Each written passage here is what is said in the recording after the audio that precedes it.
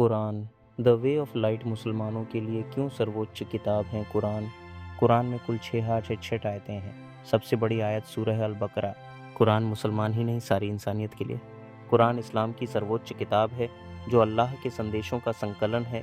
मसलकों, फिरकों और दूसरी तरह के मतभेदों के बावजूद तमाम मुसलमानों का यह अकीदा है कि कुरान एक आसमानी और अल्लाह के द्वारा भेजी गई अंतिम किताब है। इसे अल्लाह ने अपने फरिश्ते देवदूत जिब्राइल के ज़रिए पैगंबर इस्लाम हज़रत मोहम्मद साहब तक पहुंचाया। मुसलमानों का अकीदा है कि कुरान में न तो अतिरिक्त एक शब्द जोड़ा जा सकता है और न ही हटाया जा सकता है। यही वजह है कि पिछले दिनों जब वसीम रिजवी ने कुरान की कुछ आयतों को हटाने की बात की तो शिया सुन्नी देवबंद बरेलवी सहित तमाम मुस्लिम उसके खिलाफ एकजुट नज़र आए। कुरान शब्द का पहला जिक्र खुद कुरान में ही मिलता है। जहाँ इसका अर्थ है उसने पढ़ा। कुरान में कुरान का जिक्र 70 बार आया है। कुरान भी हर किताब की तरह कुछ भागों में बंटी हुई है। इसमें 30 सिपारे हैं, उन्हें पारे भी कहा जाता है। पूरी कुरान को एक साथ पढ़ने के बजाय थोड़ा थोड़ा करके पढ़ने और हिफ्स याद कंठस्थ करने में सहूलियत के लिए ऐसा किया गया है। कुरान को मूल रूप से 114 अध्यायों में बांटा गया है। इन्हें सूरह कहते हैं। हर सूरह को एक नाम दिया गया। सूरह में आयतें होती हैं। आयत एक वाक्य होता है। ये 666 आयतें। कुरान में कुल 6,666 आयतें हैं। कुछ आयतें बहुत छोटी हैं और कुछ बड़ी। कुरान की सबसे बड़ी सूरह अल बकरा है।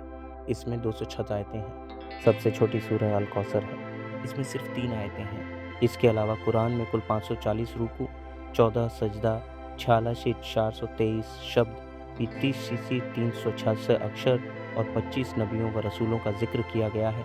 मुस्लिम समुदाय के तमाम फिरके इस बात पर एकमत हैं कि यह अल्लाह की भेजी गई किताब है जिस पर किसी तरह का शक या संदेह नहीं किया जा सकता है।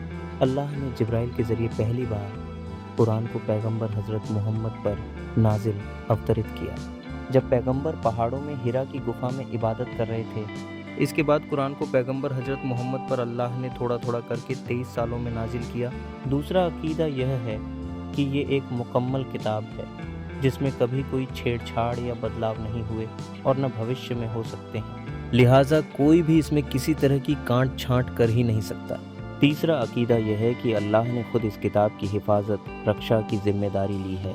कुरान ने किताब की शक्ल कब ली?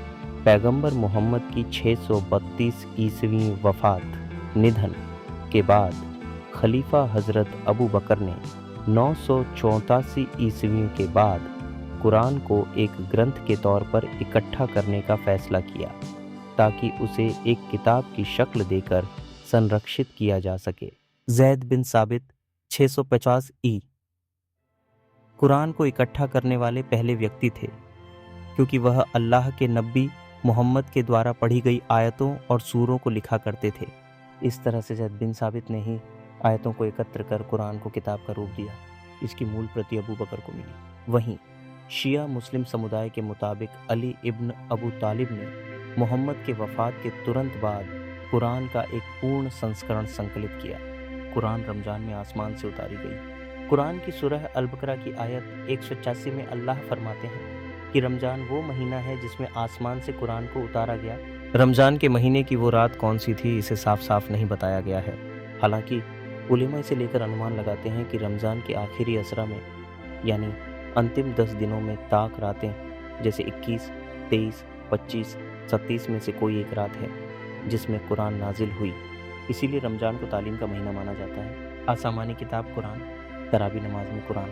रमज़ान में पढ़ी जाने वाली विशेष नमाज को तरावी नमाज कहा जाता है। इसे रमज़ान के चांद निकलने से लेकर ईद के चांद निकलते तक रात ईशा की नमाज के बाद पढ़ा जाता है। इस नमाज में कुरान सुनाने का आयोजन किया जाता है ताकि लोग खुद कुरान की बातों को सुनकर उस पर अमल करें और अपने जैसे दूसरे इंसानों तक उन बातों को फैलाएं। कुरान में ज़िंदगी गुजर बसर करने के अल्लाह ने तरीके बताए हैं। इस्लामिक शरीयत कुरान और हदीस पर आधारित है। कुरान पर ईमान रखना हर मुसलमान को लिए ज़रूरी बताया गया है। कुरान सारी इंसानियत के लिए। मौलाना डॉ जिशान मिसबाही कहते हैं कि इस्लाम की पवित्र किताब कुरान सिर्फ मुसलमानों के लिए अल्लाह ने नबी पर नहीं उतारी है बल्कि ये सारी इंसानियत के लिए है। कुरान हिदायत का रास्ता दिखाती है। इससे हर मुतक्की लाभ उठा सकता है। मुतक्की वो शख्स है जो हक को और सच को तलाश करने वाला हो। कुरान पर किसी तरह का कोई मतभेद नहीं है। कुरान में हर समस्या का समाधान बताया गया है, बस उसे समझने की सलाहियत होनी चाहिए। कुरान में हर उस बात का जिक्र किया गया है जो हमें सही और इंसानियत के रास्ते पर चलना सिखाती है।